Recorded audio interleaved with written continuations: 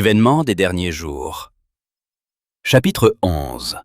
Les ruses de Satan dans les derniers jours. Sous un déguisement chrétien. Nous approchons de la fin de l'histoire de cette terre, et Satan travaille plus que jamais. Il s'efforce de diriger le monde chrétien.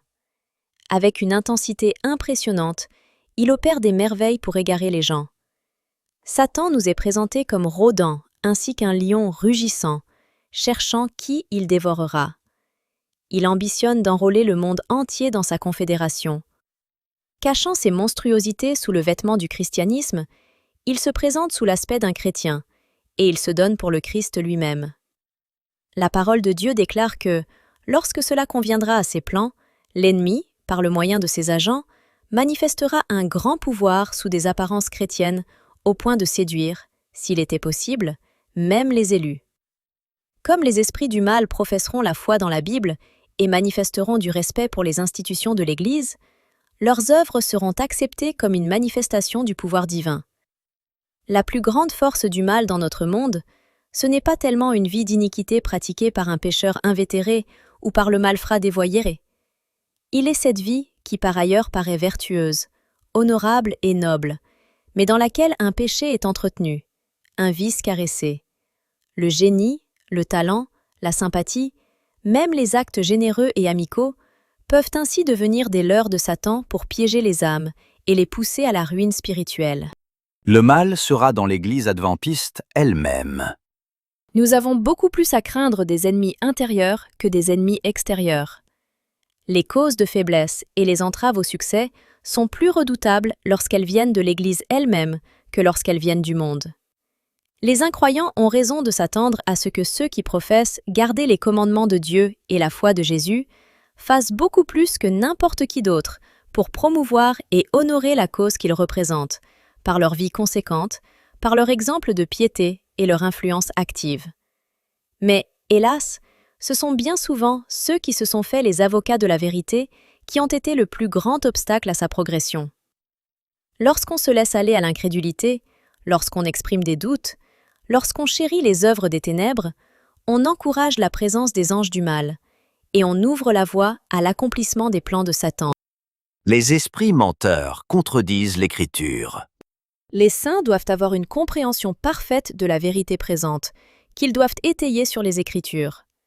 Ils doivent comprendre la question de l'état des morts, car les esprits du mal leur apparaîtront encore, se faisant passer pour des amis et des parents, qui leur déclareront que le sabbat a été changé, en avançant également d'autres doctrines non bibliques. Les esprits menteurs, qui se feront passer pour les apôtres, sembleront contredire ce que ceux-là ont écrit sous la dictée du Saint-Esprit lorsqu'ils étaient sur la terre. Ils nieront ainsi l'origine divine de la Bible. Satan entraînera le peuple dans ses subterfuges par les deux grandes erreurs, l'immortalité de l'âme et l'observation du dimanche. La première pose les fondations du spiritisme. La seconde crée un lien de sympathie avec Rome. Des individus se lèveront, prétendant être le Christ lui-même, réclamant le titre et le culte qui reviennent au Sauveur du monde. Ils accompliront des guérisons miraculeuses et affirmeront avoir reçu des révélations du ciel contredisant les Écritures. Mais le peuple de Dieu ne sera pas égaré. Les enseignements de ce faux Christ ne sont pas en accord avec les Écritures. Sa bénédiction est prononcée sur les adorateurs de la bête et de son image, cette catégorie même sur laquelle la Bible déclare que sera répandue la colère sans mélange de Dieu. Les faux réveils. J'ai vu que Dieu a des enfants honnêtes parmi les croyants adventistes et les églises déchues, et, avant que les plaies ne soient déversées, des pasteurs et des membres d'église seront appelés à sortir de ces églises et recevront la vérité avec joie. Satan le sait. Aussi, avant que ne retentisse le grand cri du troisième ange, il provoque un enthousiasme dans ces corps religieux, afin que ceux qui ont rejeté la vérité puissent penser que Dieu est avec eux. Avant que Dieu ne visite notre terre pour les jugements de la fin, il se produira parmi le peuple de Dieu un réveil de la piété primitive, tel qu'on n'en a jamais vu de semblable depuis les temps apostoliques.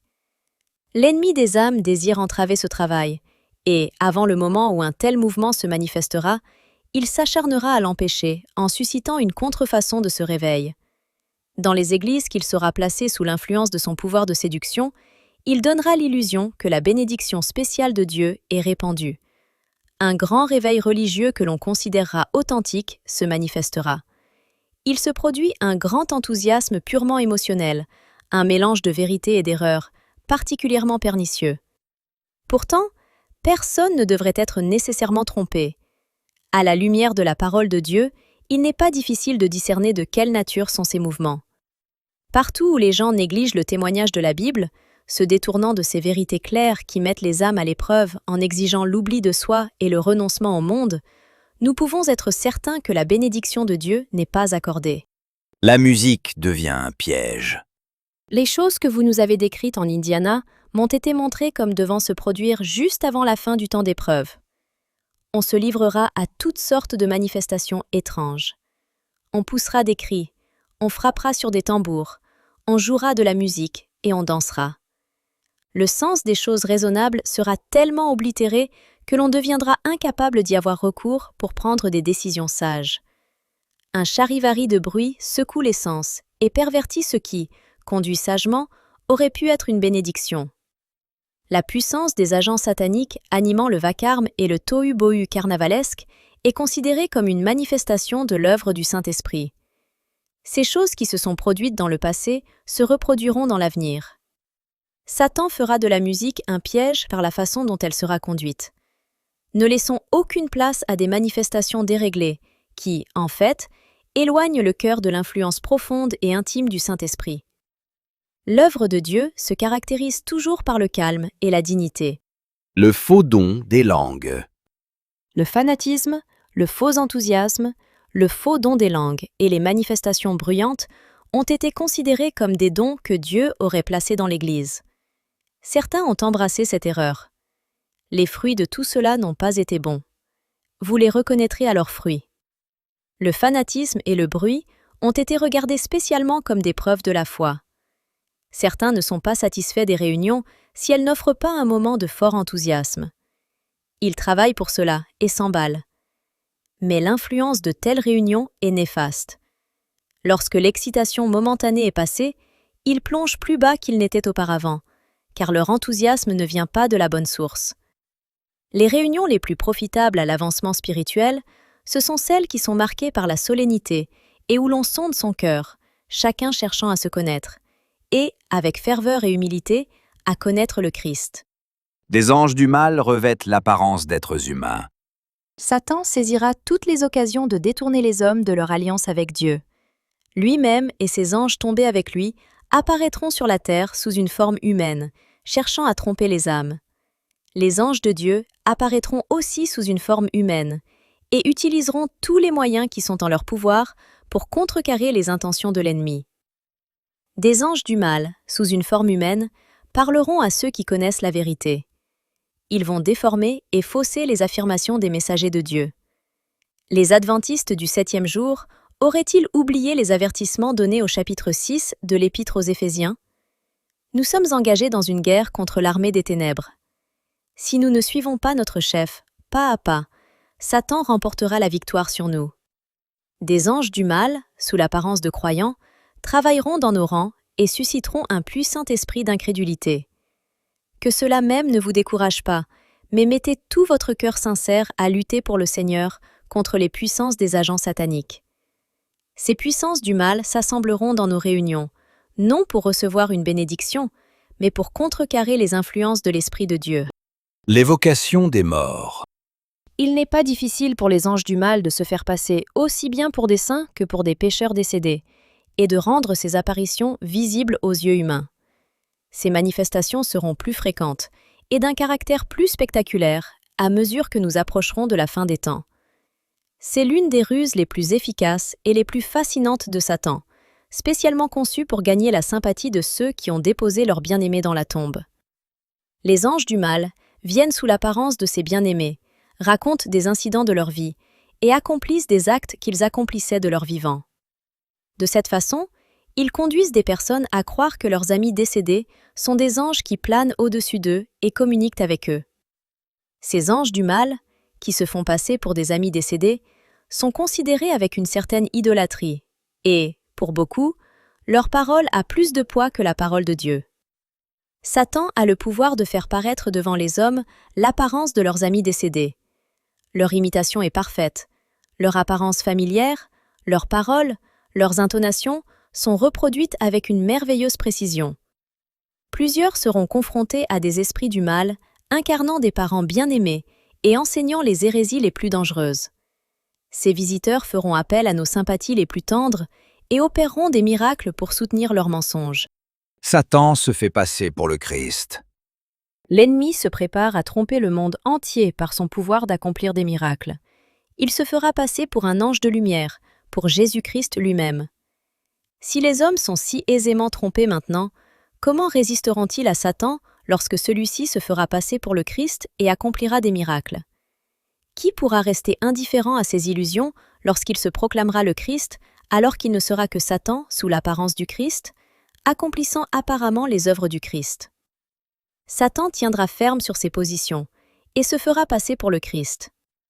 Il déformera, détournera et pervertira tout ce qu'il pourra. Un pouvoir infernal est à l'œuvre pour susciter les dernières scènes du drame. Satan venant sous l'apparence du Christ et travaillant avec toute sa ruse et son injustice en ceux qui s'assemblent dans des sociétés secrètes. Satan ressemble en tout au Christ.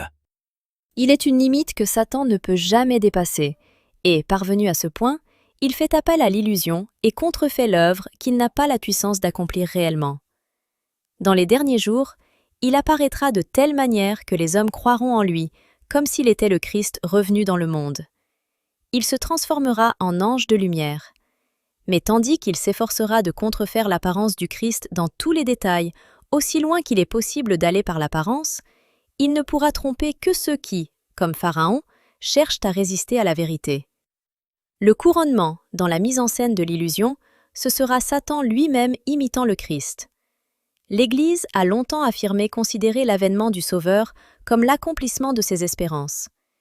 Et voilà que le grand trompeur fera croire que le Christ est revenu. En différents endroits du globe, Satan se manifestera parmi les hommes comme un être plein de majesté, d'une éblouissante apparence, ressemblant aux descriptions que Jean donne du Fils de Dieu dans son Apocalypse. Son éclat dépassera tout ce que des yeux humains aient jamais contemplé. Le cri de triomphe retentit dans l'air. « Le Christ est revenu! Le Christ est revenu !»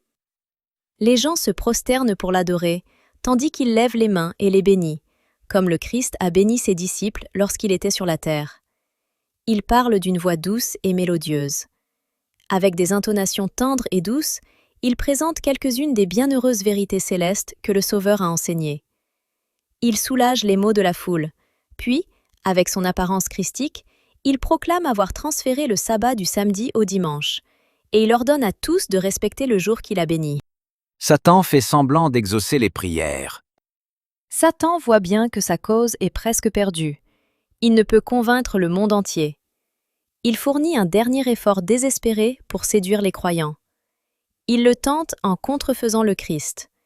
Il se revêt des ornements royaux qui ont été décrits avec précision dans la vision de Jean. Il a le pouvoir de le faire. À ses disciples dupés, le monde chrétien qui n'a pas reçu l'amour de la vérité, mais a trouvé son plaisir dans l'injustice, la transgression de la loi, il apparaîtra comme le Christ lui-même, revenant pour la seconde fois. Il se proclame le Christ, et comment ne serait-il pas pris pour tel, lui, un être magnifique, plein de majesté, royalement vêtu, qui parle d'une voix douce et harmonieuse, avec des mots séduisants, environné d'une gloire que rien de ce que les yeux mortels ont contemplé ne pourra jamais approcher. Puis, ses disciples illusionnés et dupés poussent le cri de victoire. « Le Christ est venu! Le Christ est venu !» Il a levé les mains comme il le faisait lorsqu'il était sur la terre, et il nous a bénis. Les saints regardent avec émerveillement. Seront-ils séduits eux aussi? Adoreront-ils Satan? Les anges de Dieu les entourent. Une voix claire, ferme et musicale se fait entendre. « Levez les yeux !» Une seule pensée occupait l'esprit de ceux qui étaient en prière, le salut final et éternel de leur âme. Ils ne perdaient jamais de vue que la vie éternelle est promise à ceux qui persévèrent jusqu'à la fin. Oh, avec quelle ferveur, avec quelle insistance ils avaient formulé leurs désirs. Le jugement et l'éternité étaient déjà en vue. Leurs yeux, par la foi, était fixé sur le trône étincelant devant lequel ceux qui étaient revêtus de robes blanches devaient se tenir. Cette pensée les gardait de tomber dans le péché. Encore un effort, et voici que le dernier subterfuge de Satan est mis en œuvre. Il entend leurs cris répétés, réclamant la venue du Christ afin qu'il les délivre. Aussi, dans une ultime stratégie, Satan contrefait le Christ et leur fait croire que leurs prières sont exaucées. Comment distinguer la contrefaçon de l'original? Satan n'est pas autorisé à contrefaire la façon dont se produira l'avènement du Christ. Satan apparaîtra, contrefaisant Jésus-Christ, en opérant de puissants miracles, et les hommes tomberont à genoux, l'adorant comme étant Jésus-Christ. Il nous sera ordonné d'adorer cet être que le monde glorifiera comme le Christ. Que ferons-nous? Dites-leur que le Christ nous a mis en garde contre un tel traître, le pire ennemi de l'homme, et qui cependant se proclame Dieu. Dites-leur que lorsque le Christ paraîtra, ce sera avec puissance et une grande gloire, accompagné de 10 fois 10 000 anges et de myriades, et que, lorsqu'il se révélera, nous reconnaîtrons sa voix.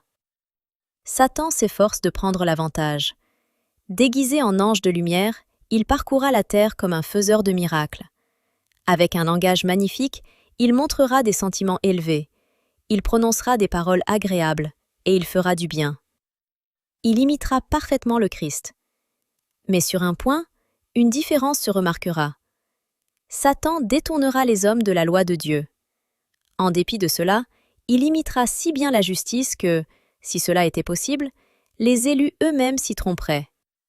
Des têtes couronnées, des chefs d'État, des hauts responsables s'inclineront devant ces fausses allégations. Des miracles seront accomplis. Des malades seront guéris devant nous. Sous nos yeux, des miracles seront accomplis. Sommes-nous préparés pour l'épreuve qui nous attend lorsque les merveilles de Satan seront mises plus pleinement en évidence? Des hommes, sous l'influence de mauvais esprits, accompliront des miracles. Ils rendront des gens malades en leur lançant des sorts. Ensuite, ils ôteront la malédiction, donnant à penser que ceux qui étaient malades auront été miraculeusement guéris. Cela, Satan n'a cessé de le faire à maintes reprises. Des scènes merveilleuses, auxquelles Satan sera étroitement lié, se produiront bientôt. La parole de Dieu déclare que Satan accomplira des miracles. Il rendra les gens malades, puis il retirera soudain son pouvoir satanique. On les regardera alors comme guéris. Ces œuvres de guérison apparentes mettront à l'épreuve les adventistes du 7e jour. En faisant appel à divers subterfuges, Satan accomplira des merveilles ressemblant à des miracles authentiques.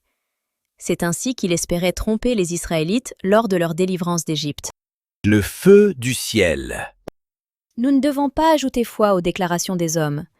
Ils peuvent, comme le Christ nous en avertit, prétendre accomplir des miracles en guérissant les malades.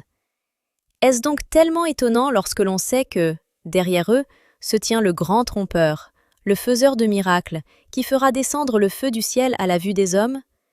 Ce sont les miracles mensongers du démon qui captiveront le monde, et il fera descendre le feu du ciel. Il opérera des miracles, et ce pouvoir merveilleux d'accomplir des miracles sera connu du monde entier.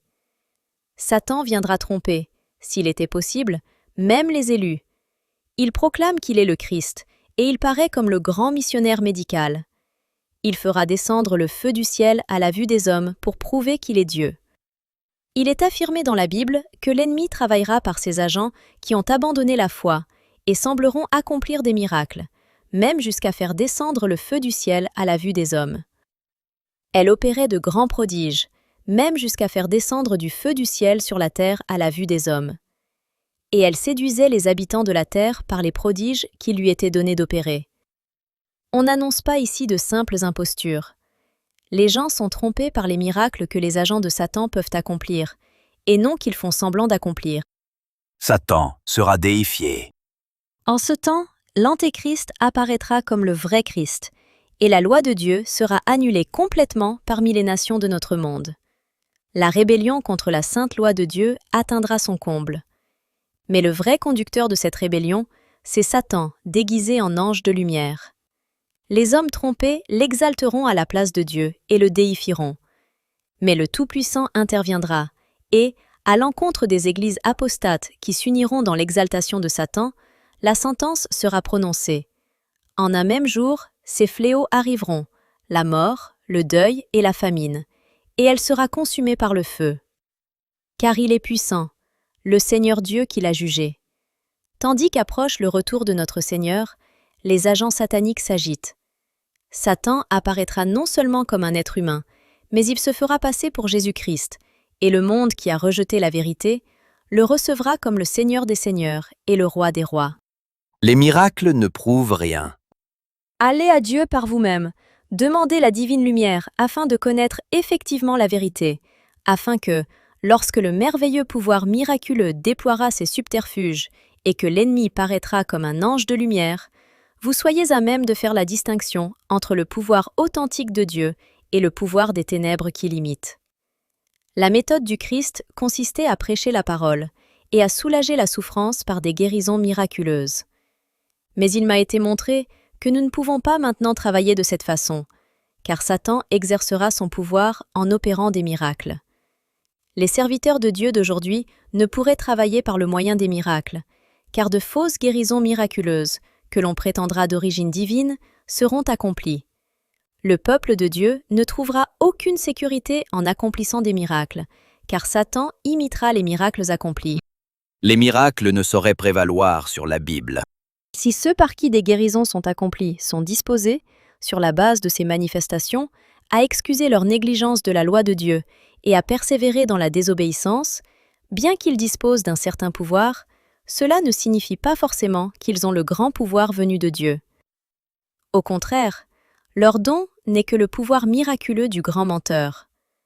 La Bible ne sera jamais remplacée par des manifestations miraculeuses. Il faut étudier la vérité et la rechercher comme un trésor caché. Jamais il ne sera donné une illumination merveilleuse indépendamment de la Bible ou pour la remplacer. Serrez de près la parole de Dieu. Recevez les saintes lettres qui peuvent rendre sage à salut. L'ultime grande supercherie se présentera bientôt à nous. L'Antéchrist est prêt à manifester ses œuvres merveilleuses sous nos yeux. La contrefaçon semblera si proche de la vérité qu'il sera impossible de les distinguer si ce n'est pas les Écritures. C'est par le témoignage de celle-ci que l'on devra tester chaque affirmation et chaque miracle. Une supercherie presque universelle.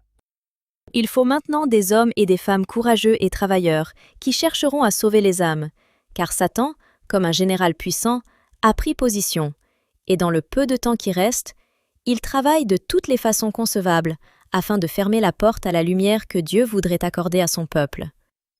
Il recrute le monde entier dans les rangs de son armée, et la minorité qui demeure fidèle aux exigences divines est seule capable de lui résister.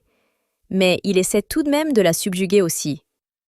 Les formes des morts apparaîtront, par la ruse et l'art de Satan, et nombreux seront ceux qui s'attacheront à celui qui aime fabriquer le mensonge. J'avertis notre peuple que, parmi nous, plusieurs se détourneront de la foi et se confieront dans des esprits séducteurs et des doctrines de démons. À cause d'eux, la vérité sera discréditée.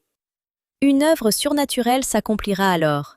Des pasteurs, des hommes de loi, des médecins, qui auront permis à ces mensonges de contrôler leur esprit de discernement, deviendront eux-mêmes des causes d'égarement, solidaires des égarés. Une ivresse spirituelle s'emparera d'eux.